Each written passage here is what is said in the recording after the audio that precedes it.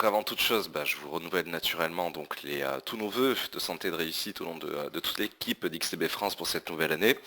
Alors on va décomposer plutôt cette présentation, je dirais, en deux temps forts.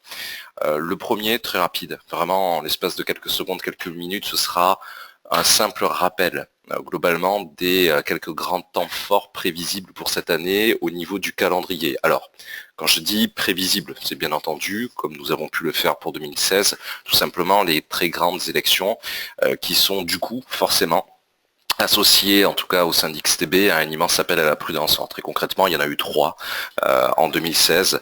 On avait commencé donc avec littéralement tout d'abord avec le Brexit, puis l'élection donc le Brexit pour rappel c'était aux alentours du 23-24 juin 2016. Par la suite donc le 8 et 9 novembre, on avait notre énorme appel à la prudence par rapport aux élections présidentielles américaines et un peu plus récemment en octobre donc le référendum italien qui malgré tout était assez menaçant. Alors, c'est assez important de bien comprendre ce que j'appelle un appel à la prudence. À l'occasion de ces différents grands votes, donc qui sont par nature prévisibles par rapport à la date, non pas par rapport aux conséquences, pas par rapport aux résultats, et preuve en est, vous avez vu que cette année, enfin plutôt l'année dernière, 2016, tous les instituts de sondage se sont complètement plantés. Ils avaient annoncé le maintien du Royaume-Uni au sein de l'Union européenne, ils avaient annoncé la victoire d'Hillary Clinton.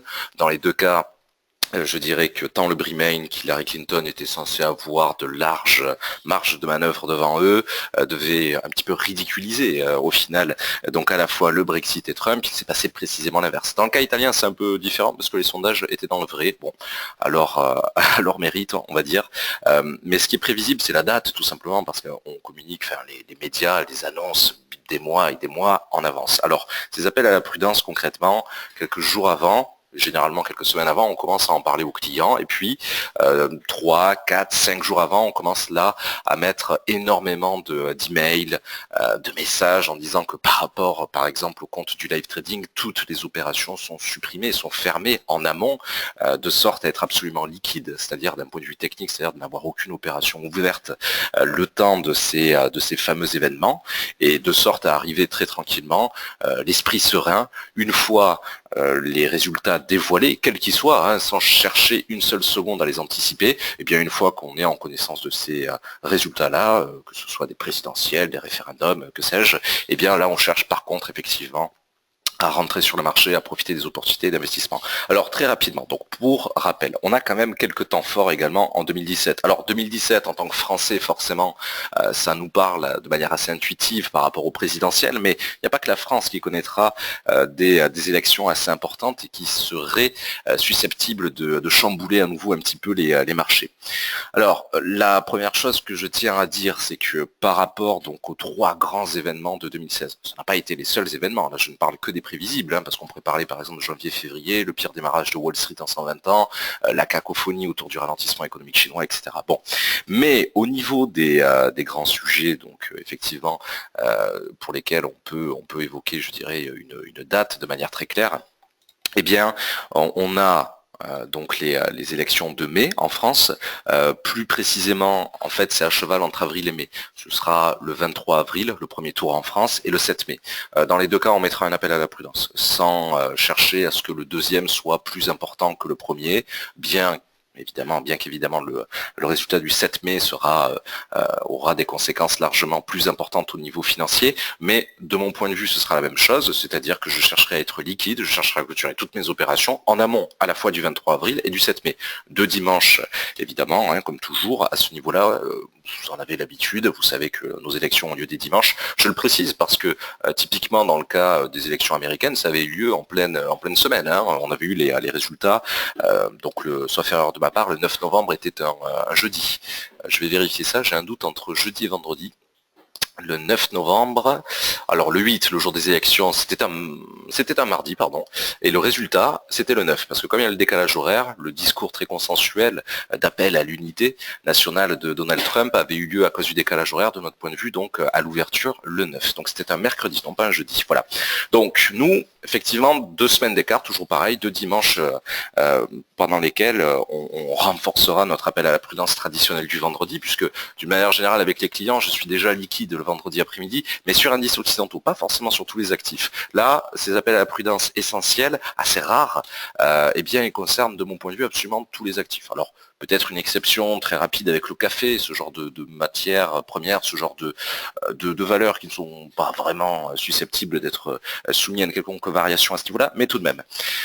Un peu moins important, mais tout de même, ça constituera pour moi aussi un appel à la prudence. Les 11 et 18 juin, on a tendance à pas trop en parler étonnamment en France, mais quand même les 11 et 18, on aura les législatives. Alors, c'est vrai que les législatives ici étant très très proches des présidentielles, on pourrait s'attendre assez facilement, mais on verra bien, on pourrait s'attendre assez facilement à ce que l'Assemblée nationale tombe tout simplement entre les mains du parti qui remportera les présidentielles. Ça semble intuitif, mais je préfère me méfier de tout ce qui peut paraître intuitif pour ne pas tomber justement dans le piège dans lequel se sont tombés bon nombre de médias et d'instituts de sondage que l'on peut ouvertement critiquer par rapport à leurs prévisions et je dirais même prédictions complètement foireuses sur 2016. Donc le mieux, voilà, c'est de partir du postulat suivant, c'est comme ça que je raisonne, c'est de me dire que de toute manière, tous ces éléments-là sont complètement imprévisibles dans dans le résultat, c'est-à-dire qu'on ne sait absolument pas, même s'il y a deux grands favoris que sont François Fillon et Marine Le Pen, et dans une moindre mesure, pourquoi pas Emmanuel Macron en troisième position, mais je veux dire, même si tout le monde comprend bien et voit un petit peu ces grands axes se distinguer, je préfère être extrêmement prudent et garder à l'idée que de toute manière, ça reste totalement imprévisible, donc le mieux à faire, c'est d'être complètement serein, complètement tranquille et de n'avoir aucune opération ouverte à ce moment-là et de revenir tranquillement une fois qu'on a le résultat sur le marché. Bon, je ne parle pas des sénatoriales, mais effectivement, bon, très vite, le 24 septembre, il y aura les sénatoriales en France. Bon, ça ne constituera absolument aucun appel à la prudence de mon point de vue. Alors, ça, c'est au niveau franco-français, très bien. Le Brexit, parlons-en un peu quand même, parce que même si le référendum est passé, il y a deux choses importantes à évoquer de mon point de vue. La première, c'est qu'il y a une bataille dont on entend assez peu parler, mais qui est quand même très importante. Il y a une bataille qui est en train de se jouer chez nos voisins britanniques entre le gouvernement, donc le gouvernement pro-Brexit, de Theresa May, de la Première ministre, et contre, je dirais, l'Assemblée nationale britannique. Alors, que se passe-t-il? Très concrètement, en fait, l'Assemblée, actuellement, essaie, je dirais pas d'annuler le référendum, c'est pas aussi franc, c'est pas aussi direct, mais ils aimeraient ils aimeraient avoir leur mot à dire. Donc c'est au Conseil constitutionnel national, donc britannique, de valider si l'Assemblée nationale a son mot à dire, dans quel cas, effectivement, le Brexit pourrait être annulé, tout simplement. Bon. On verra bien. C'est une bataille que semblerait gagner le gouvernement, ce qui semble beaucoup plus légitime parce que le gouvernement a été composé et est représentatif tout simplement du vote des Britanniques. Donc c'est en théorie, c'est le gouvernement qui est censé emporter cette bataille-là. On verra bien, et là aussi on est dans des sujets complètement imprévisibles, mais le bon sens voudrait quand même que le respect du vote populaire, du référendum, au sens premier du terme, eh bien, soit complètement, enfin que ce respect-là soit totalement présent et soit réellement validé. Dans quel cas, il faudra revenir sur les propos de Theresa May qui a évoqué tout au long du 4e trimestre 2016, eh bien le fait que l'article 50, donc l'article au sein du traité de Lisbonne qui permet de divorcer entre un pays et le reste de l'Union européenne, eh bien elle a évoqué le fait que cet article serait invoqué avant la fin mars. Donc ça c'est très important. Sous-entendu, probablement en mars, alors avant la fin mars oui, mais de mon point de vue, ça sous-entend quand même que ça se ferait un petit peu dans les dernières semaines finalement, dans les derniers jours de mars. Alors, ça veut dire une chose très simple. Quand l'article 50 sera invoqué, les traités disent une chose. Ils disent concrètement, vous avez dès lors 2 ans pour négocier, pour renégocier tous les contrats bilatéraux, donc entre le pays qui a divorcé, l'Union, donc en l'occurrence le Royaume-Uni, et d'autre part le reste de l'Union européenne.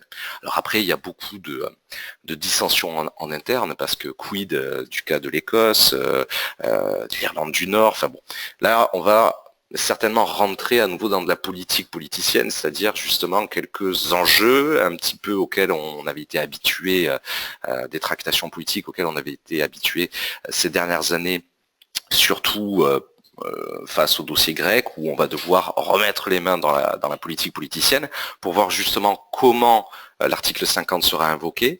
Est-ce que l'Écosse ne ferait pas sécession, littéralement? Donc Vous savez, tous ces sujets-là, dès lors qu'ils touchent à un retour du souverainisme, donc en l'occurrence par exemple avec l'Écosse, eh bien, en théorie, et là je prends beaucoup de pincettes, c'est censé faire peur au marché, avoir un impact baissier, en l'occurrence sur les livres sterling, qui est déjà au plus bas de ces 33 ou 34 dernières années face au dollar américain, face à un panier de devises, dont le dollar américain, pour le dire correctement, impact baissier plutôt également sur les indices. Donc vous voyez déjà mars qui se profile au niveau du Brexit. Après, il y a le débat de la dureté du Brexit, ce que les éditorialistes aiment bien appeler le soft, mais surtout le hard Brexit, c'est-à-dire, comprenez par là, un Brexit doux ou un Brexit dur. Alors, qu'est-ce que cela veut dire? Tout simplement, vous savez que chaque puissance a mis en avant ses pions. Michel Barnier, notamment, un Français, est censé être le commissaire européen en charge de négocier, donc au nom de l'Union européenne, eh bien, les futurs contrats, la renégociation justement des futurs échanges bilatéraux sur tous les sujets possibles et imaginables, de l'économie à la culture, au militaire, comment le Royaume-Uni par exemple participera à l'effort militaire européen s'il devait y avoir une construction européenne sur ce sujet-là, puisqu'on entend beaucoup parler en ce début d'année d'une défense européenne par exemple. Bon, donc vous comprenez par là que comme dans toute négociation, il y a en théorie un gagnant et un perdant. Reste à savoir la dureté, justement, de ces tractations-là. Si l'Union européenne cherche à négocier avec Barnier, qui est justement, enfin, qui semble montrer en tout cas des signes de dureté dans la négociation qu'il souhaite avoir, eh bien, on pourrait craindre que le Royaume-Uni fasse totalement sécession, c'est-à-dire en devenant comme ce qui a été craint en novembre et en décembre, un réel paradis fiscal à l'irlandaise. Vous avez vu que Theresa May et Osborne, donc souhaitent, je dirais, réduire très fortement, aux alentours de, on ne sait pas exactement, mais 15, 16, 18% l'impôt sur les sociétés. De l'autre côté de l'Atlantique, Donald Trump menace de faire la même chose, donc il risque d'y avoir là aussi ce qu'on appelle du dumping fiscal, c'est-à-dire une guerre fiscale entre grands États de l'OCDE, entre grands pays développés. Ça, c'est inquiétant, parce que autant ces dernières années, on nous a beaucoup parlé d'une guerre monétaire, autant là, on risquerait de retrouver le risque de dumping fiscal entre grandes puissances et donc une véritable guerre ouverte pour attirer les sociétés du voisin, les sociétés du rival sur notre sol. Et donc, s'il devait véritablement y avoir cette guerre de dumping fiscal entre le Royaume-Uni, plutôt l'Angleterre et les États-Unis, eh bien vous pouvez être à peu près certain que le reste de l'Union européenne serait simple spectatrice à observer le nombre de coups qui seraient donnés, un petit peu comme pendant un match de boxe, et au détriment très certainement de nos propres économies allemandes, françaises, italiennes, espagnoles. Bon, ça c'est un autre sujet. Je termine la première partie quand même avec les autres grands temps forts qui justifieront en termes de dates précises et prévisibles. Quand je dis prévisibles, encore une fois, n'oubliez pas, ce sont les dates qui sont prévisibles, c'est pas les conséquences.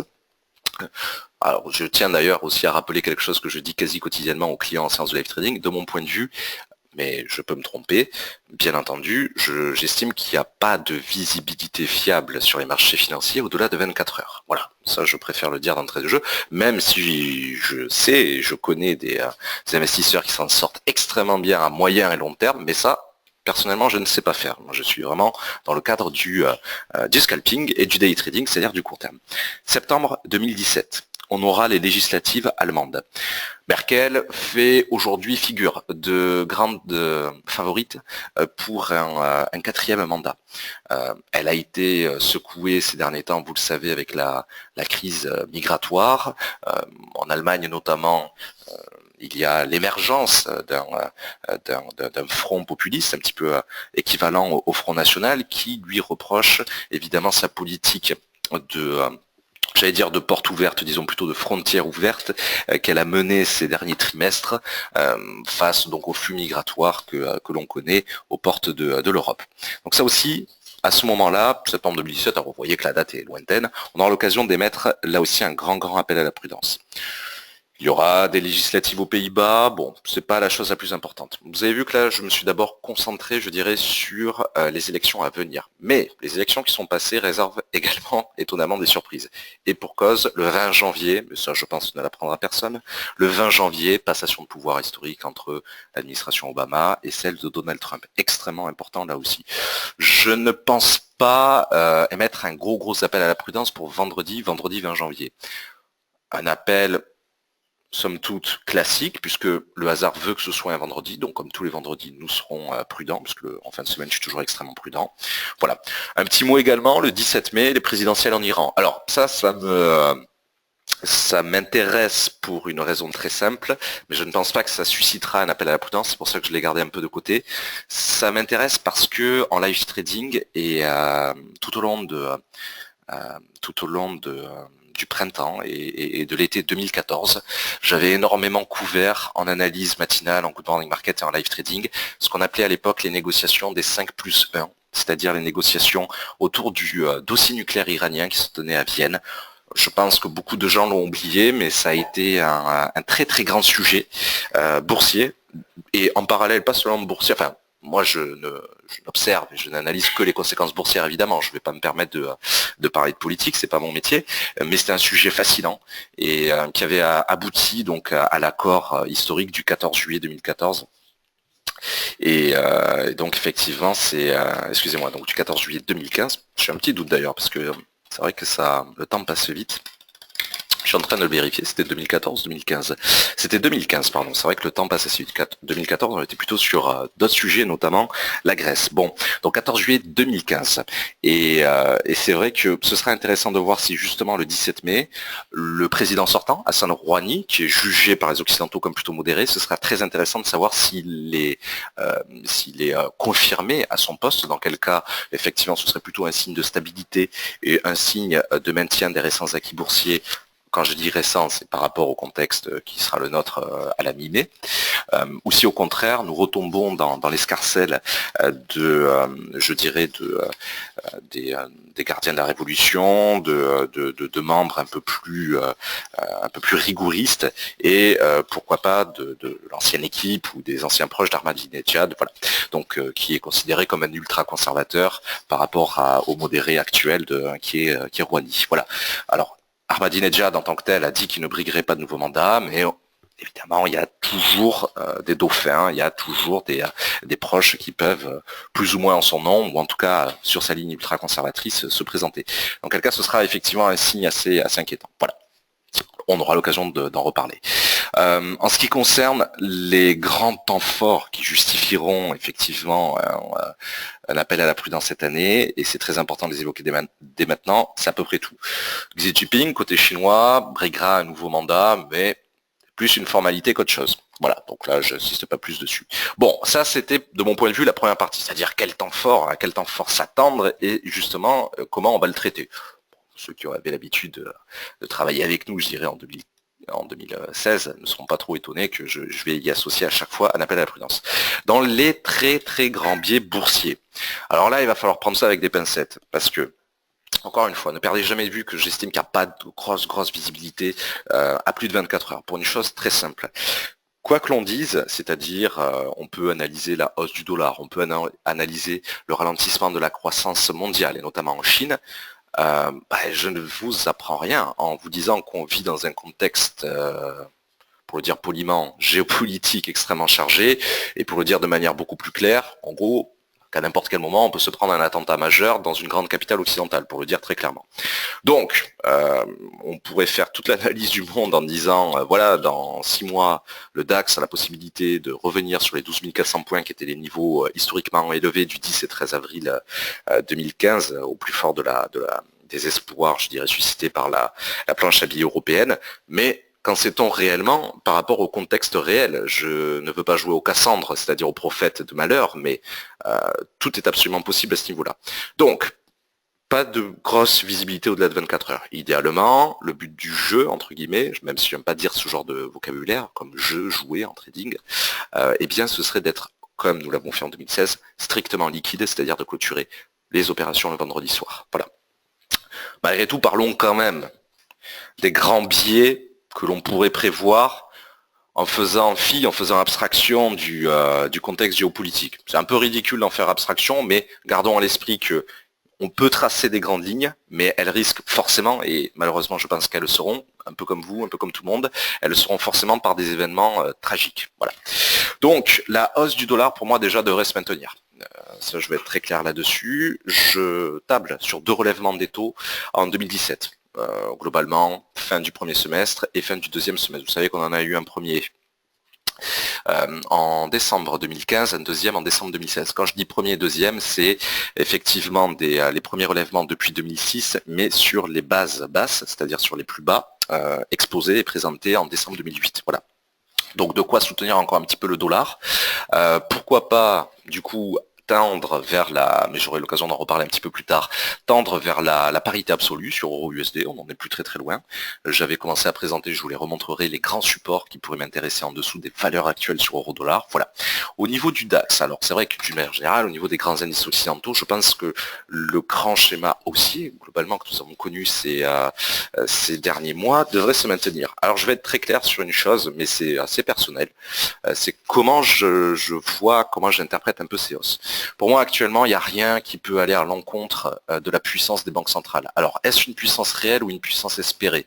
C'est-à-dire, est-ce que les banques centrales ont vraiment un pouvoir qui justifie cette hausse des indices, ou est-ce qu'au contraire, elles ont un pouvoir complètement injustifiable, mais les opérateurs se contentent de faire la politique de l'autruche et se disent, bon, les banques centrales sont là, donc on a encore de la liquidité devant nous, on va pouvoir appuyer. Je dirais, malheureusement, peu importe, parce que les conséquences boursières sont exactement les mêmes. C'est-à-dire que dans les deux cas, les indices montent. Bon.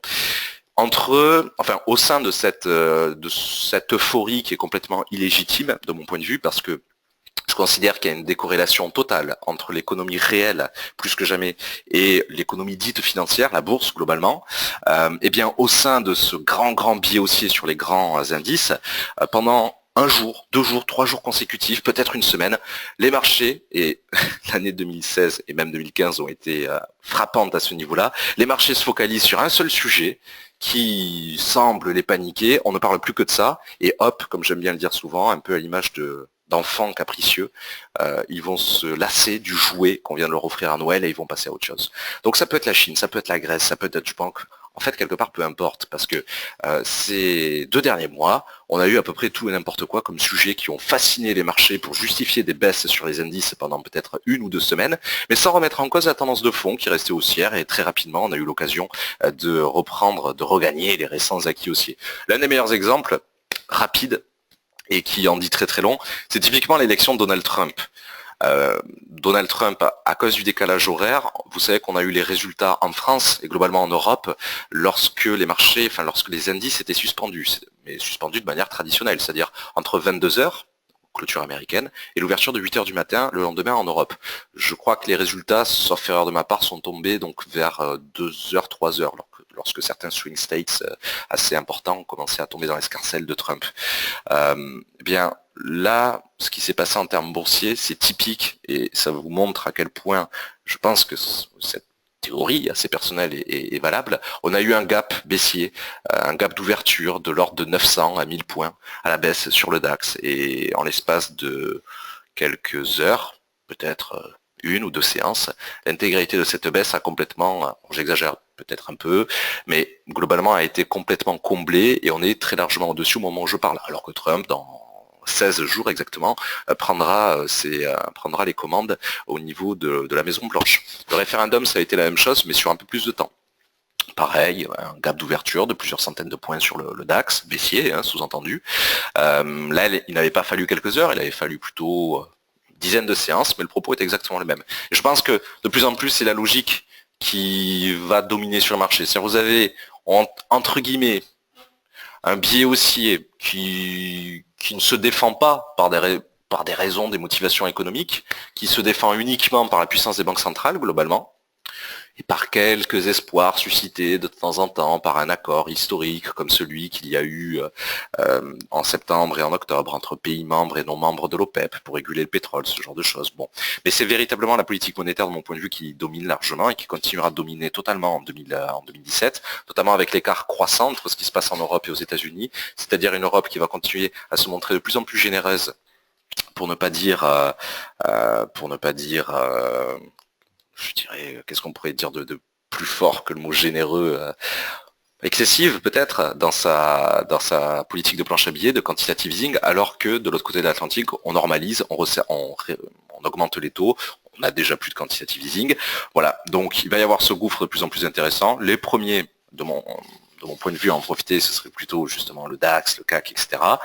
Donc, après, on peut parler des différents objectifs. Encore une fois, je ne sais pas si c'est le plus pertinent. Je rappellerai juste que il est assez étonnant que nous soyons aussi haut au niveau de l'indice allemand du DAX 30, 11 550 points, sans qu'il y ait spécialement d'actualité européenne en ce début d'année. Nous sommes à moins de 1000 points désormais, donc ça c'est assez frappant, à moins de 1000 points des records historiques, je rappelle, du 10, vendredi 10 et lundi 13 avril 2015, à savoir les 12 400 points. Donc pour moi ça ne devrait pas changer, c'est-à-dire une volonté de casser toujours plus le plafond et entrecouper de périodes très rapides, très brèves, où on ne parle plus que d'une seule chose. Ça peut être Deutsche Bank, ça peut être le ralentissement chinois, mais qui aurait vocation donc à vider un petit peu les boucs, à provoquer des prises de bénéfices et à avoir des biais fortement baissiers le temps de quelques séances consécutives. Voilà. Alors très concrètement, pour parler un petit peu des semaines à venir au niveau du DAX, sans forcément chercher à extrapoler le niveau du DAX en octobre ou en novembre. Ça me paraît totalement ridicule. Mais il s'est quand même passé quelque chose d'assez intéressant ces derniers jours. Lorsque les volumes étaient faibles, et maintenant que les volumes sont de retour, eh bien l'information est la même. Et c'est ça qui est assez important. C'est-à-dire que nous maintenons, mine de rien, au-dessus des 11 500 points sur l'indice allemand.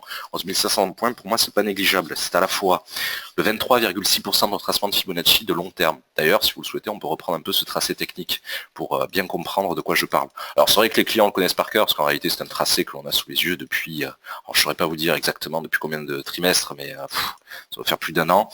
Donc ce de long terme, globalement, en reliant le point bas du 16 octobre 2014, ce que les clients connaissent sous une appellation personnelle, la séance ukrainienne, puisque c'était une des premières séances où on apprenait que les chars russes franchissaient la frontière orientale ukrainienne.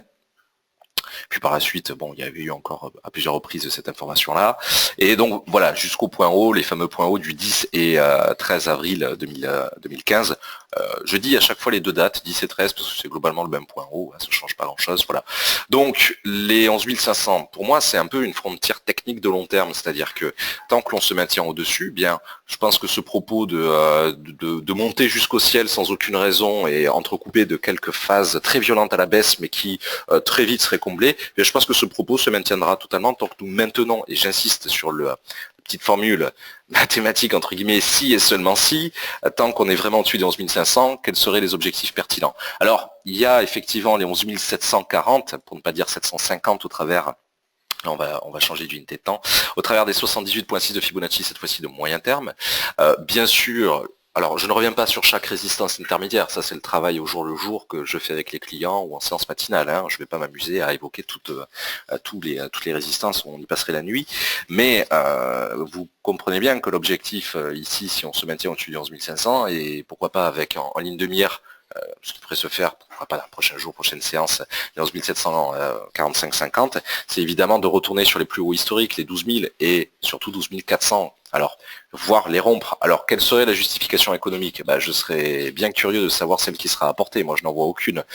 Déjà, je ne vois aucune justification économique au niveau actuel. Mais peu importe, après, par rapport à la manière dont on le traite, ça c'est encore autre chose. C'est pour ça que je suis vraiment très sceptique sur la corrélation entre économie réelle et économie financière ici. Les chiffres du calendrier économique dévoilés au jour le jour ne sont pas exceptionnels, ne justifient pas de tel niveau de mon point de vue, voilà. Donc soyons prudents et regardons bien quand même le niveau clé qui est en train de se dessiner sous nos yeux au travers de 11 500, d'une séance à l'autre, même si depuis ce matin, par exemple, alors pour ne citer que ce matin, mais ce commentaire sera très vite obsolète quand vous verrez la vidéo certainement, on a cherché à tester par exemple ces niveaux-là, donc 11 500, 11 530, sans réussir à les rompre. Et je pense que ce sera véritablement la chose à surveiller, voir si on peut se maintenir en janvier et février au-dessus de ce fameux 11 500 et au profit des 12 000 points. Dans quel cas, j'appuierai encore plus que jamais le propos selon lequel il n'y a rien qui va véritablement à l'encontre des banques centrales, si ce n'est de temps en temps un sujet qui ponctuellement vient agiter quelques analyses consécutives, matinales, et qui est très vite oublié au sein des opérateurs boursiers parce qu'on est passé à autre chose, et peut-être même parce que ce sujet très ponctuel a justifié un commentaire, voire une intervention d'une banque centrale. Là, je ne veux pas m'étendre, mais je pense notamment au dossier bancaire italien actuel, qui peut-être au moment où vous verrez la vidéo n'aura plus aucun sens, n'aura absolument plus aucun intérêt, mais au moment où je parle, il continue quand même d'attirer une certaine attention. C'est comme, voilà, c'est sûr que si j'entendais quelqu'un me parler, par exemple, de la crise ukrainienne qui a suscité, enfin qui a agité une séance sur deux tout au long du deuxième semestre 2014, du premier trimestre 2015, si on en parlait maintenant, ce serait obsolète, ce serait pas digne d'intérêt d'un point de vue boursier. Bon, donc là c'est un petit peu pareil. Donc ça c'est réellement mon sorte de frontière technique, comme j'aime bien en avoir une au jour le jour, au maximum espacé de 130-150 points d'écart entre le niveau clé et la cotation à l'instant T. À long terme, c'est effectivement cette valeur-là de 11 500 qui m'interpelle. Et puis, rapidement mise à jour, si nous devions aller chercher les 12 000 points. Je rappelle par exemple que les indices américains, eux, ne sont pas sur un plus haut annuel, comme c'est le cas pour le DAX, notamment, pas seulement le DAX, mais ils sont littéralement sur des plus hauts historiques, avec, au moment où je parle, mais peut-être que là aussi ce sera vite obsolète, un intérêt, une curiosité des opérateurs boursiers pour savoir si le Dow Jones a la possibilité d'aller atteindre les 20 000 points, ce qui serait là aussi hautement symbolique. Le propos est le même au niveau du dollar. Le dollar index continue de se renforcer d'une mine de rien d'un mois à l'autre. Et c'est vrai que ça nous fait arriver le tout, je dirais, sur des niveaux extrêmement élevés au niveau des indices. Certains, alors c'est sûr, certains vont dire que les niveaux sont surachetés et que on ne peut s'attendre qu'à une grosse correction. Moi, je me méfie énormément de ce propos-là, parce qu'à vrai dire, on n'en sait absolument rien. Correction, oui, il y aura une correction un jour, mais elle part d'où? Elle part de 11 500, elle part de 12 000, elle part de 12 500. On n'en sait absolument rien et j'en veux pour preuve une chose très simple que vous pouvez vérifier. Et ça, c'est désormais assez facile et intéressant de le faire avec Google. Vous savez que rien ne se perd sur Internet. Il y a toujours des archives. Bon, ben, moi, je vous invite à regarder et à consulter les analyses, les points de vue d'éditorialistes, je dirais, à la fin 2014, début 2015, avant que Mario Draghi n'annonce la planche à billets, le quantitative easing européen, c'était logiquement le jeudi 22 ou 21 janvier 2015. Regardez les niveaux qui étaient anticipés globalement par le marché. Vous serez très surpris de voir que il y avait un niveau clé, moi j'en souviens très bien, qui était celui des 10 300 points, qui était le point haut historique à ce moment-là de l'indice allemand, du DAX, et on n'arrivait pas, enfin le marché n'arrivait pas à le vaincre. C'était juste avant que Draghi n'annonce la planche à billets, donc là on doit être sur du, de souvenir, on doit être sur du octobre-novembre 2014. Et beaucoup d'opérateurs disaient oui mais on est sur un seuil, on est juste au-dessus d'un seuil très fortement psychologique, les 10 000 points, le marché n'ira pas au-dessus, il va y avoir un mouvement correctif, on connaît la suite. En l'espace de 3 mois, le marché, ou en l'espace de 4 mois, le marché a progressé de près de 2000 points à la hausse. Donc méfiance avec le commentaire très facile et qui intéresse tout le monde d'une grande vague corrective. C'est possible, mais en réalité, personne ne peut l'annoncer fiablement. Alors pourquoi ça nous intéresse tous de lire des articles qui disent là on est trop haut, ça va forcément baisser? Et parce qu'il est plus simple de détruire que de construire, et parce qu'il est plus simple d'inquiéter que de rassurer. Alors je dis pas que la hausse constante et illimitée des marchés est rassurante, au contraire, elle ne se base sur rien, mais je dis simplement que il est beaucoup plus simple d'attirer l'œil et le chaland, le lecteur, sur un article qui dit ça y est, baisse corrective annoncée. Il y a certains sites qui en vivent depuis, je pense à un en particulier qui en vit depuis une bonne quinzaine d'années et qui vend à tour de bras des analyses payantes annonçant plus ou moins chaque semaine une énorme vague baissière sur les indices et une énorme vague haussière sur l'or. Excusez-moi, mais depuis le temps où ces choses-là sont annoncées, ça fait des années que beaucoup de leurs lecteurs ont dû se ruiner. Alors, ce que je dis, c'est que peu importe, effectivement, tôt ou tard, ça arrivera. Le mieux, c'est de chercher à rester dans la tendance, quelle qu'elle soit, au jour le jour, et de pas trop, entre guillemets, se prendre la tête sur le niveau et la date exacte qui sont totalement imprévisibles du déclic baissier. Oui, il y aura un déclic baissier, il faut... De toute façon, dans l'absolu, quand on n'est pas acteur en trading, qu'on est juste commentateur, c'est plus ou moins du pile ou face. On a plus ou moins raison une fois sur deux et plus ou moins tort une fois sur deux. Et il suffit de ressortir une ancienne analyse de janvier par rapport à celle de mars qui disait oui, mais on sera haussier quand on est simple commentateur et quand on ne prend aucune opération pour continuellement avoir raison a posteriori. Donc, moi, je me méfie grandement de ce genre de choses et je vous invite à en faire de même. Ce qui m'intéresse, voilà, c'est cette frontière technique DAX, 11 500, moyen-long terme. Objectif, s'il fallait maintenir effectivement ce schéma-là, qui peut s'avérer totalement faux, mais moi j'estime que c'est le schéma qui s'est présenté à nous ces derniers mois, je ne vois pas pourquoi il changerait radicalement. Tant que nous sommes au-dessus des 11 500, et je dis bien tant que nous sommes au-dessus des 11 500, pour moi le marché n'a qu'un objectif au niveau du DAX, c'est les 11 740 à 50. Et objectif évidemment intermédiaire pour revenir pourquoi pas sur les plus hauts historiques. Voilà. Alors, L'avantage de ce niveau-là, c'est qu'on en est extrêmement proche, ce qui sous-entend que même en considérant aujourd'hui qu'on est extrêmement haut et peut-être suracheté, eh bien il y a encore du potentiel, puisque contrairement aux indices américains, on n'est pas en train de baliser dans du vide, on n'est pas en train de se dire quel objectif sera atteint après les 20 000 points sur le Dow Jones, on revient tout simplement sur des tracés techniques qui étaient les nôtres fin 2014 et premier trimestre 2015, puisque les chandeliers, puisque le prix s'est exercé, les cotations ont connu de tels niveaux en Europe à cette époque-là. Donc ça aussi, c'est un certain confort de se dire qu'on n'est pas en train de bâtir des résistances psychologiques, comme certainement pour beaucoup d'opérateurs américains, parce que le marché n'est jamais allé sur de tels niveaux, donc parce que aucun chandelier n'y est allé. Voilà, en synthèse. Après, le détail de chaque niveau au jour le jour, vous imaginez bien que ça c'est le propre et l'intérêt des séances quotidiennes, donc je ne reviens pas plus dessus. Côté pétrolier, parce que le pétrole aussi, hein, il y a beaucoup à en dire, alors quels seraient là aussi un petit peu les éléments clés? Je ne vais pas y passer trop longtemps parce que je pense que c'est quand même assez évident pour tout le monde, vous avez vu que c'est, et ça a été l'un des grands sujets analysés ensemble ces derniers mois. Alors je vais virer les petits niveaux obliques obsolètes, parce que comme j'ai changé d'unité de temps, ils vont apparaître de manière très peu visuelle sur ce tracé-là. Alors, ce sont des niveaux de toute manière obsolètes. Moi, ce qui m'intéresse, c'est surtout les les niveaux horizontaux. Alors déjà, effectivement, on a eu l'accord d'Alger, on a eu ensuite les deux accords, parce qu'il n'y en a pas eu qu'un, les deux accords de Vienne, qui ont permis, comme vous le savez, ça a été tout le sujet de ces 3 derniers mois, qui ont permis de stabiliser, du moins officiellement, les promesses, je dirais, voire de les réduire, les promesses de production pétrolière au niveau mondial, de quoi réguler un petit peu le marché, suite à 2 ans de politique excessive de prix bas, notamment imposée par l'Arabie Saoudite. Bon.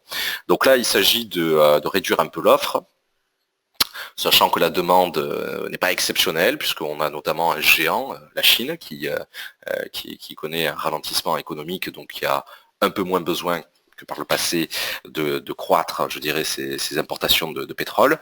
Donc les pays producteurs ont eu de grosses difficultés financières ces derniers temps. Le cas le plus frappant, je pense que c'est le Venezuela, qui est au bord de la guerre civile, hein, il faut dire ce qui est, par rapport à l'énorme crise économique que connaît le pays, faute de diversification au niveau de l'économie, faute de rentrée de devises étrangères, puisque le pétrole ne paye plus comme il a eu payé.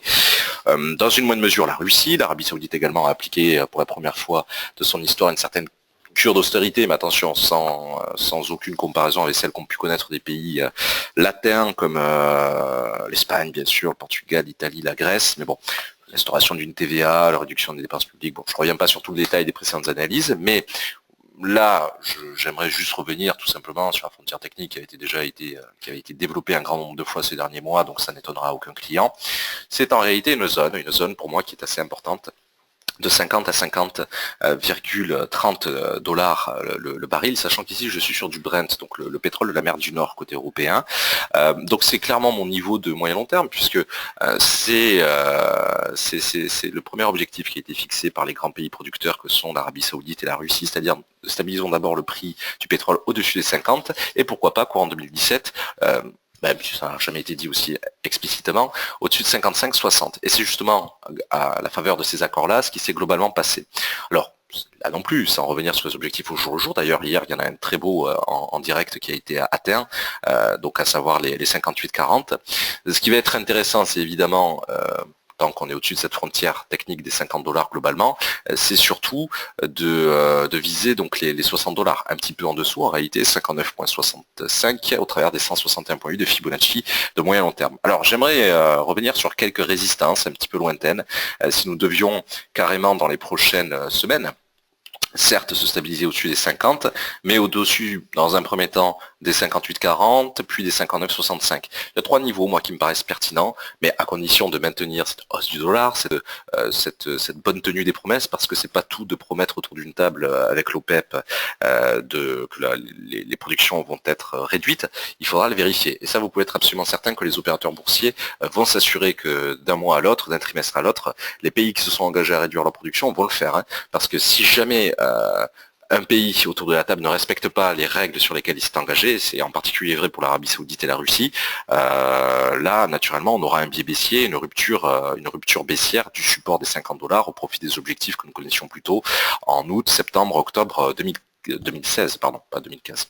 Donc, très concrètement, si on a ce maintien aussi du dollar, cette demande mondiale qui, sans exploser, parce que à titre personnel, je pense que la croissance mondiale en 2017 sera inférieure à celle sur laquelle table la Banque mondiale, le FMI, etc., notamment, toujours pareil, hein, à cause du ralentissement économique en Chine, puisque je rappelle que la Chine fournit à peu près un tiers de la croissance mondiale.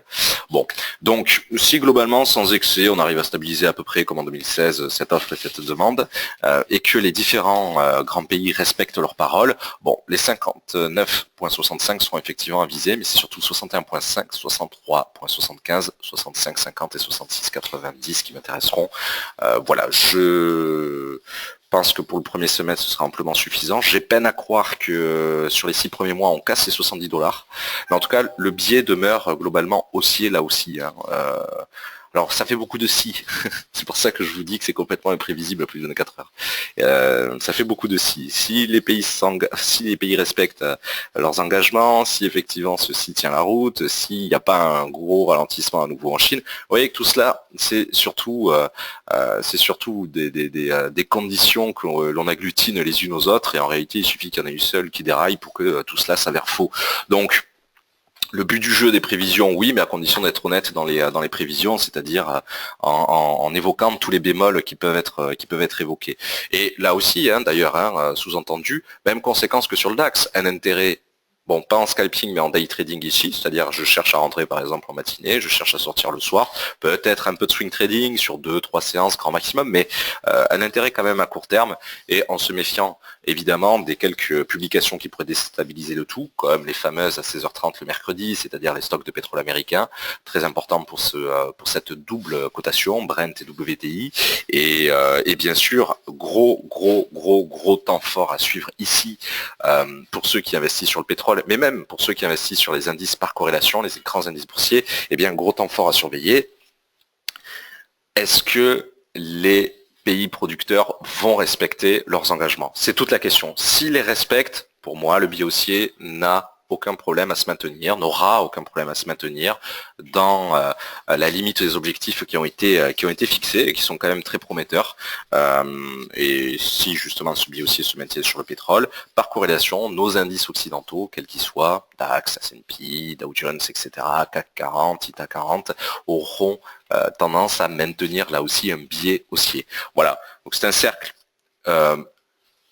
j'allais dire vertueux, mais illégitime et vertueux, paradoxalement. Illégitime parce que cette hausse, là aussi, peut être assez contestée comme celle des indices occidentaux, mais c'est un cercle malgré tout vertueux dans le sens où si les pays producteurs s'engagent à respecter respectent leurs engagements, eh bien, on en sentira également les conséquences à la hausse par rapport aux objectifs donnés, par exemple, sur le DAX. Voilà un petit peu pour la critique et un petit peu de la manière dont je vois, du moins j'espère voir évoluer les choses dans les prochains temps. Alors je dis j'espère voir évoluer les choses parce que ça aussi c'est très important, c'est le biais personnel, le biais intuitif que l'on peut associer à tel ou tel actif. On a tous nos actifs de prédilection, on espère tous qu'ils évoluent dans tel ou tel sens, donc on essaie tous d'apporter de l'eau à notre moulin.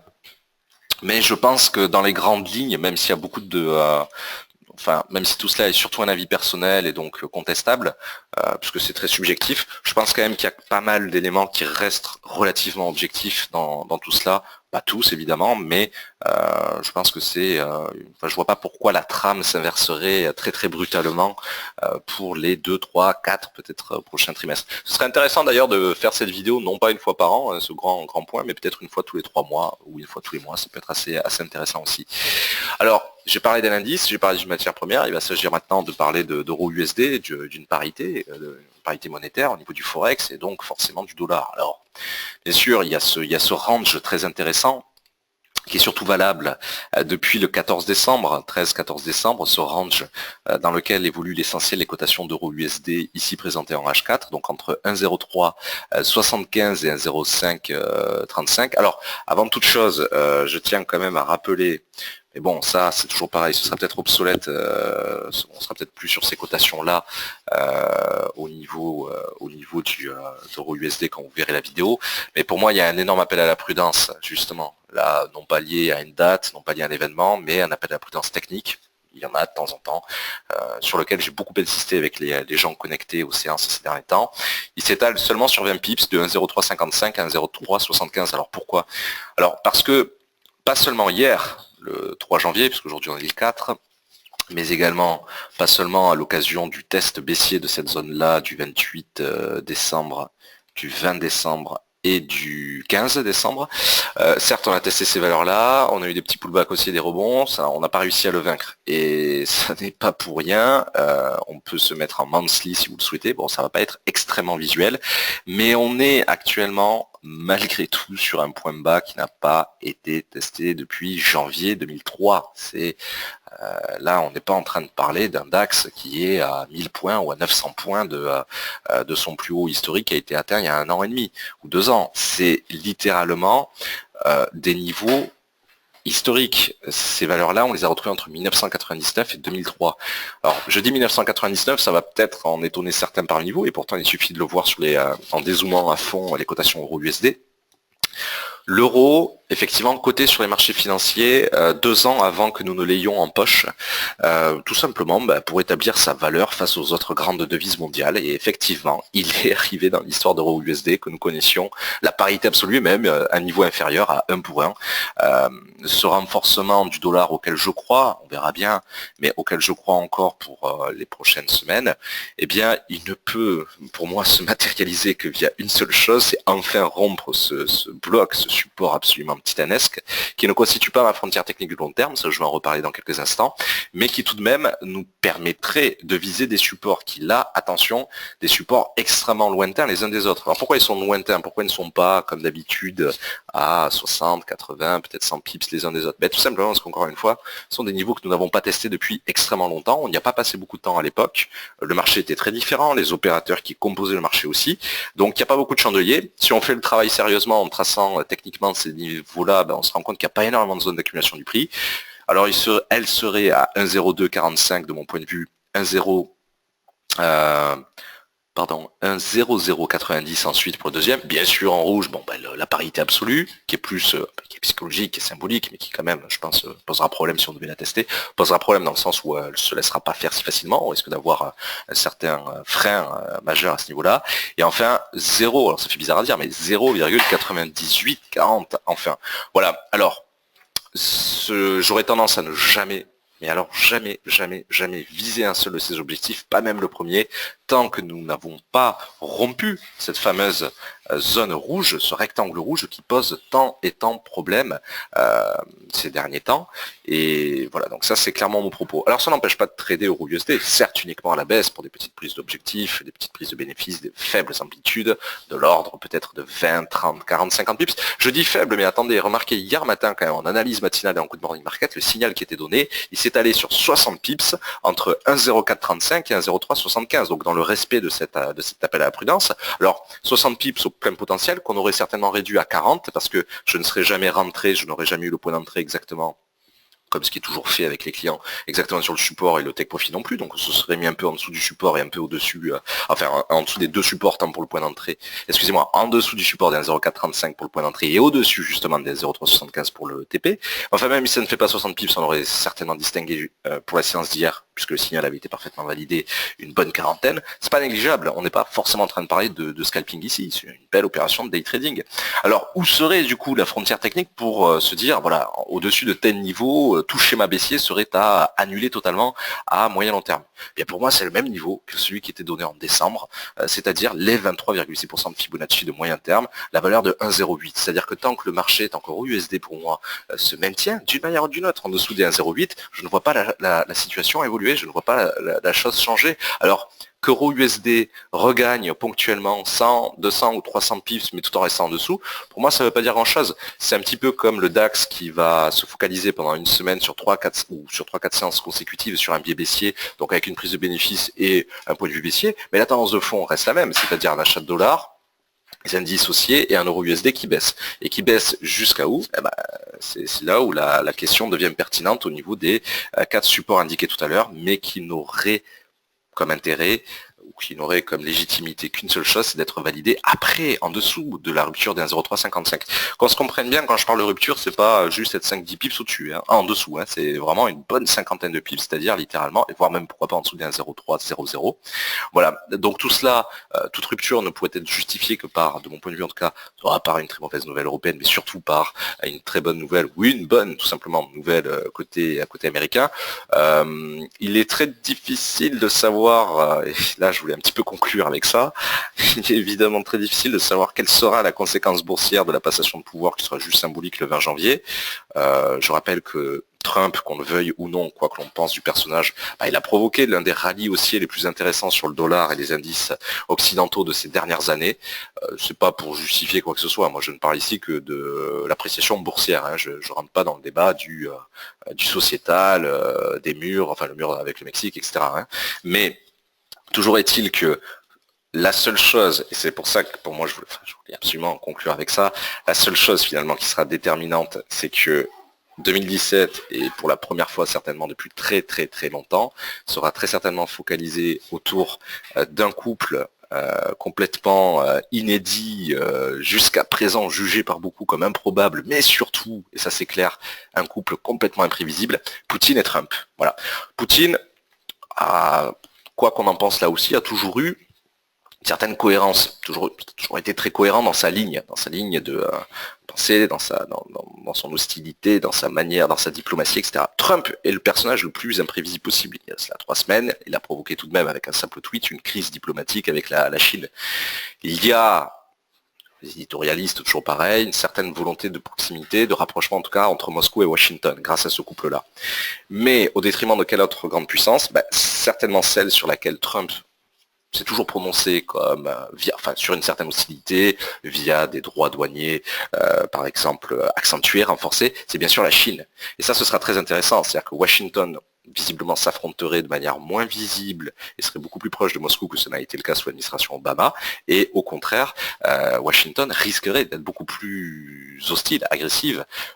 Je sous-entends pas forcément sur le terrain militaire, ça je pense que non, mais en tout cas sur l'aspect économique, clairement, si du moins Trump respecte ne serait-ce que le tiers de ce qu'il a dit, hein, je ne parle même pas du postulat qu'il respectera 100% de ce qu'il a dit, loin de là, mais au moins le tiers, sur le point de vue économique, ça sera déjà une sorte de guerre douanière à associer avec la guerre fiscale en parallèle que j'évoquais en introduction.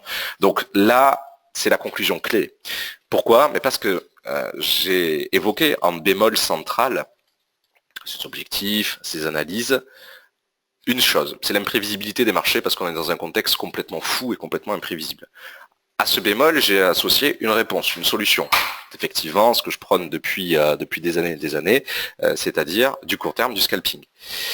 Mais là où j'aimerais quand même à ces deux propos-là associer enfin une porte, une ouverture pour les prochaines analyses, on va dire, de moyen long terme, ce sera évidemment, et ça vous en avez beaucoup entendu parler, ce sera évidemment le fait de surveiller les 100 premiers jours de Trump, parce que tous les opérateurs guetteront justement ce qu'il fera pour l'impôt sur la société, donc c'est l'introduction, la guerre fiscale, ce qu'il fera face à la Chine, ça c'est peut-être une ouverture, donc une guerre douanière, voire monétaire, voilà, il y a beaucoup à en dire, le personnage est imprévisible, quelle que soit la politique de son administration, s'il peut tout remettre en cause en 140 caractères sur Twitter, il ne sera pas suffisant d'observer qui il nomme et que feront ses supplétifs, donc voilà, donc ça va être vraiment, je pense, c'est pas plus mal pour rédiger les analyses, on gagnera du temps au moins, ça sera clairement l'un des sujets les plus récurrents et les plus réguliers, mais en tout cas dans les grandes lignes, dans les grandes trames de fond, voilà un petit peu ce que je voulais vous présenter sur les 3 actifs de prédilection de mon point de vue, indices, forex et matières premières.